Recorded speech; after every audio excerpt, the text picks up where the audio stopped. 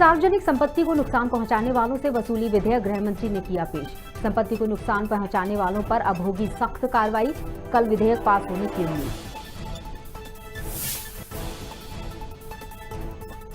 भोपाल में गोंडवाना गणतंत्र पार्टी के सैकड़ों कार्यकर्ताओं ने कांग्रेस के लिए सदस्यता। पीसीसी चीफ कमलनाथ ने दिलाई सदस्यता। किसानों से जुड़े मुद्दों पर भी हुई चर्चा।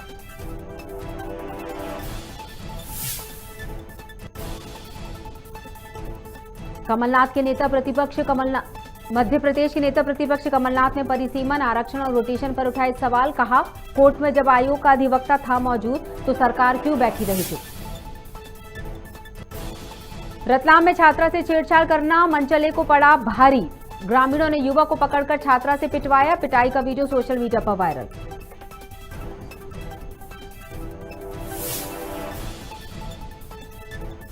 और बेहद खतरनाक हुआ कोरोना का नया वेरिएंट ओमिक्रॉन। WHO ने कहा, कम्युनिटी ट्रांसमिशन से 3 दिन में 2 गुने हो रहे केस। मास्क और सैनिटाइजेशन बेहद जरूरी।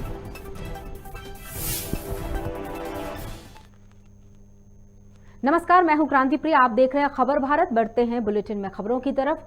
गृह मंत्री नरोत्तम मिश्रा ने सदन में सार्वजनिक संपत्ति को नुकसान पहुंचाने वाले लोगों के खिलाफ विधेयक पेश किया है।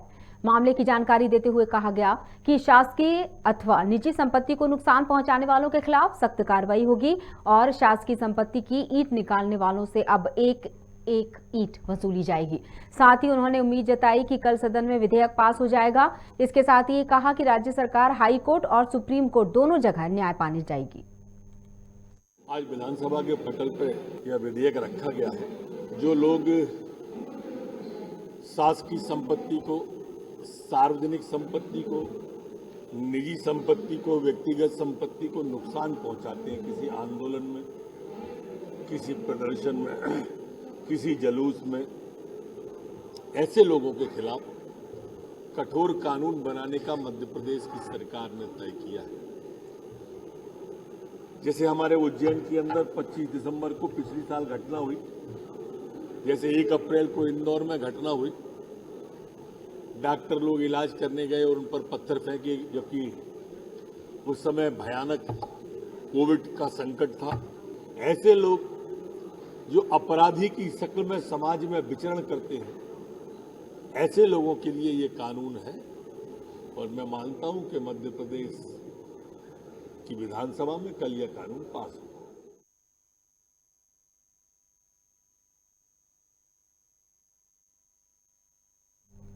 गोंडवाना गणतंत्र पार्टी के सैकड़ों कार्यकर्ताओं ने कांग्रेस की सदस्यता ली। प्रदेश कांग्रेस कार्यालय में पीसीसी चीफ कमलनाथ ने नई सदस्यता दिलाई।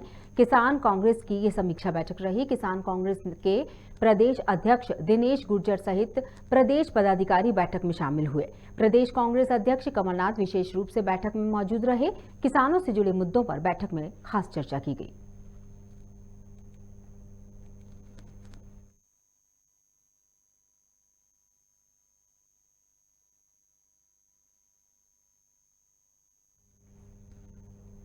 मध्य प्रदेश के पंचायत चुनाव में ओबीसी आरक्षण अचानक समाप्त करने का मुद्दा गहराता जा रहा है।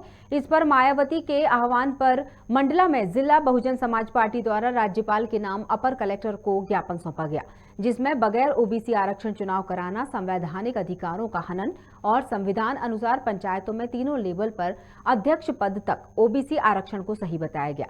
ऐसे में बहुजन समाज पार्टी ने ओबीसी आरक्षण का पालन कर चुनाव कराए जाने की मांग की है।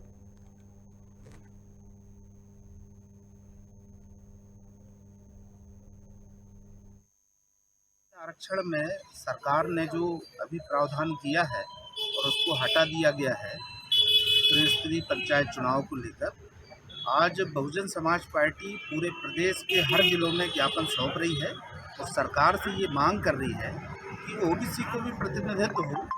और बहुजन समाज पार्टी ने तो शुरू से, जब बीपी सिंह की जी सरकार केंद्र में बनी थी, उस समय बीएसपी के 3 सांसदों, जिसमें मानवर काशीराम साहब भी शामिल थे, मंडल कमीशन की सिफारिश लागू करने के लिए उन्होंने पुरजोर संघर्ष किया। कोरोना की संभावित तीसरी लहर के चलते रतलाम में प्रशासन की बड़ी बैठक मेडिकल कॉलेज में आयोजित हुई। कलेक्टर कुमार पुरुषोत्तम ने कॉलेज के डीन डॉक्टर जितेंद्र गुप्ता और सीएमएचओ डॉक्टर प्रभाकर नानावरे से तैयारियों की पूरी जानकारी ली। बैठक में बताया गया कि ऑक्सीजन प्लांट से लेकर बेड, उपकरण, दवाइयां सभी की पर्याप्त मात्रा में समय रहते व्यवस्था कर ली गई है। एसडीएम को मास्क नहीं पहनने पर कार्रवाई करने और रैपिड रिस्पांस टीम को सक्रिय रहने के निर्देश दिए गए। सभी सार्वजनिक स्थानों पर आयोजित कार्यक्रमों में लगातार सैंपलिंग जैसे तमाम निर्देश दिए गए। साथ ही कहा गया कि यदि राज्य शासन से आदेश आया तो नाइट कर्फ्यू भी लग सकता है।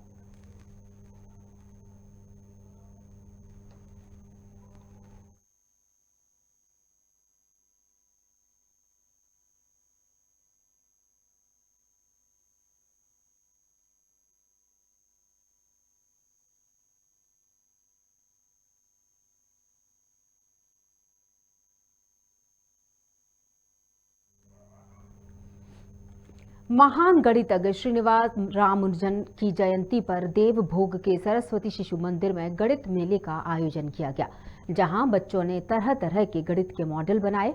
बच्चों में इस आयोजन को लेकर भारी उत्साह देखने को मिला। तो वहीं कार्यक्रम में मुख्य अतिथि के रूप में विकासखंड शिक्षा अधिकारी प्रदीप शर्मा उपस्थित रहे।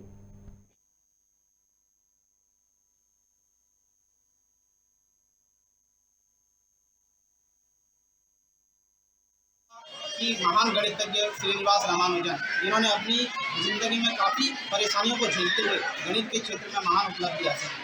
आज उनकी जयंती के उपलक्ष्य में सरस्वती शिशु मंदिर देवभोग में गणित मेले का आयोजन किया जा रहा है और यहाँ जो अतिथि पहुँचे हैं उनसे बात करते हैं। आप ये बताइए, आज के समय में गणित की क्या उपयोगिता है?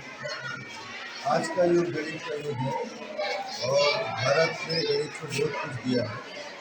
श्रीनिवासन रामानुजन के जन्म दिवस के अवसर पर सरस्वती शिशु मंदिर देवभोग में आज उनकी जन्मतिथि गणित दिवस के रूप में मनाई जा रही है। इस अवसर पर यहाँ के विद्यार्थियों ने एक से बढ़कर एक गणित के मॉडल, चित्र, चार्ट की प्रदर्शनी लगाई है।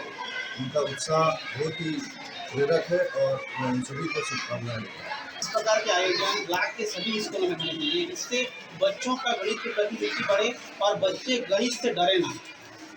जी, आज सरस्वती शिशु मंदिर में मुझे मुख्य अतिथि में आमंत्रित किया गया था और मेरे को बहुत प्रसन्न आया कि मतलब यहाँ जो है यहाँ के आचार्य और जो आचार्यगण हैं यहाँ पर गणित के प्रति अपने बच्चों में विशेष रुचि रखने के लिए ये मेला का आयोजन किया गया है।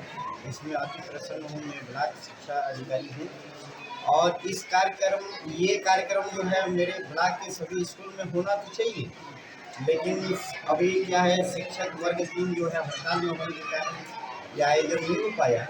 बच्चे आसानी से गणित को समझ सकें। गणित को जब भी हम पढ़ा रहे हैं या अध्यापन कर रहे हैं, उसे केवल दैनिक जीवन में जो हम जोड़ दें वह सरल और एकदम रुचिकर बन गया। अतः हमें गणित को हमेशा दैनिक जीवन में जोड़कर ही पढ़ाना चाहिए और उसका अध्ययन करना चाहिए। दैनिक जीवन में ऐसे कई काम मिल जाते हैं, आपके सामने ही आजू बाजू कहीं भी देखो गणित के चित्र दिखाई देते हैं, गणित के मॉडल दिखाई देते हैं, गणित से संबंधित वस्तुएं दिखाई देते हैं। इसी को हम उदाहरण के रूप में यदि प्रस्तुत करते हैं बच्चों के समूह में तो आसानी से सीख जाएगा और रुचि भी बढ़ जाएगी। आज यहाँ गणित मेला का सफल आयोजन किया गया। निसंदेह इस प्रकार के आयोजन से बच्चों में गणित के प्रति रुचि बढ़ेगी और बच्चों में जो गणित के प्रति डर है वो दूर होगा। आदित्य बेहरा, खबर भारत, गरियाबंद। ऊर्जा मंत्री प्रद्युम्न सिंह तोमर ने कांग्रेस के बिजली बिलों को लेकर विधानसभा से वॉकआउट कर दिया और कहा कि हमें जनता ने चुना है। हमने लोकतंत्र के पवित्र मंदिर में बोला कि हम सत्य बोलेंगे, सत्य का पालन करेंगे, किंतु आज पीड़ा हुई जब विपक्ष के साथियों ने गलत जानकारी दी कि मुख्यमंत्री ने कोरोना काल में बिल माफ करने की घोषणा की, जबकि वास्तविकता ये थी कि कोरोना काल में जब आम आदमी बिल का भुगतान नहीं कर पा रहा था तो मुख्यमंत्री ने बिलों को फ्रीज कर दिया था। कि कोरोना काल के जो बिजली के बिल हैं, जिस समय लोग कोरोना से पीड़ित थे, बिल भर नहीं पा रहे थे, तो उनकी परेशानी को समझ करके मध्य प्रदेश के माननीय यशस्वी मुख्यमंत्री शिवराज सिंह जी ने उन बिलों को फ्रीज कर दिया। फ्रीज करने के साथ साथ उन पर कोई ब्याज नहीं लगेगा ये कहा। फिर कोरोना की दूसरी लहर आ गई, लोग परेशान थे। जैसे ही कोरोना काल से थोड़ा सा छुटकारा मिला, सरकार तत्काल योजना लाई और सरकार ने एक घोषणा की कि जो बिल कोरोना काल के फ्रीज किए थे उन बिलों पर एक मुश्त जमा करने पर 40% मूलधन माफ किया जाएगा और 100% सरचार्ज माफ किया जाएगा।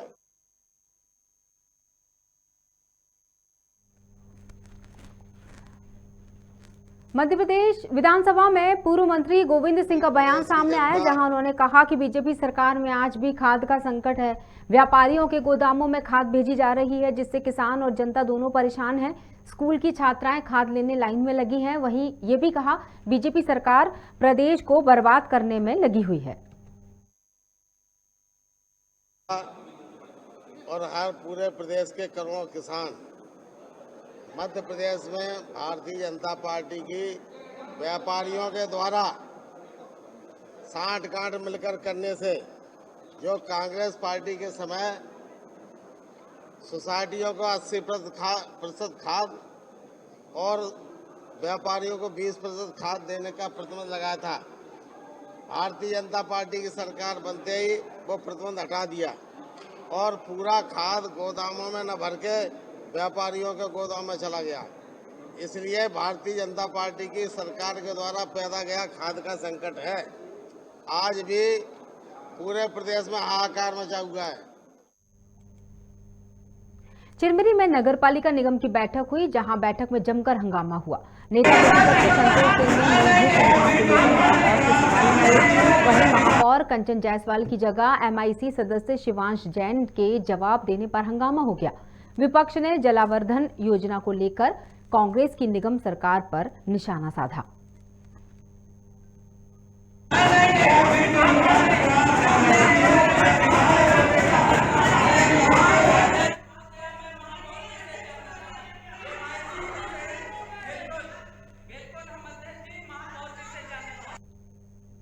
पूर्व मंत्री विजयलक्ष्मी साधो का बयान सामने आया है, जहां उन्होंने विधानसभा में प्रदेश के किसानों के लिए सवाल पूछा। साधो ने कहा, ब्लॉक महेश्वर में अतिवृष्टि से फसल बर्बाद होने पर कमलनाथ सरकार ने 94 करोड़ रुपए दिए थे, जिसकी 25% की किश्त फसल मुआवजे की दी गई थी। इसमें से 75% की राशि 1.5 साल से किसानों को दी ही नहीं गई। इस सवाल पर दो मंत्रियों ने अलग अलग पटल पर बयान दिया। साथ ही मीडिया से किसानों को न्याय दिलाने के लिए आग्रह भी किया।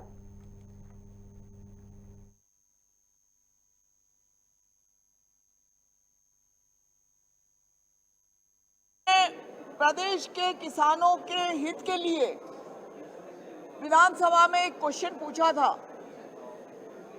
मेरी अपनी विधानसभा महेश्वर के जो 2 ब्लॉक थे, महेश्वर और बड़वा, उनमें 2019-20 में जो अतिवृष्टि से जो फसलें बर्बाद हुई थी, उसमें करीब 29,221 किसान थे जिनकी फसलें 2 तहसीलों में खराब हुई थी, जिस पर आदरणीय कमलनाथ जी की सरकार में 94 करोड़ 37 लाख 94,311 रुपए महेश्वर तहसील में करीब 29,221 किसान और इसके साथ ही बड़वा तहसील के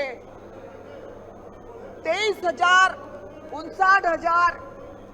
करोड़ 48 लाख 578 रुपए, ऐसे टोटल मिला के करीब 94 से 95 करोड़ रुपया स्वीकृत आदरणीय कमलनाथ जी की सरकार में फसल मुआवजे के हुए थे। और फिलहाल के लिए बुलेटिन में इतना ही। बने रहिएगा खबर भारत के साथ। नमस्कार।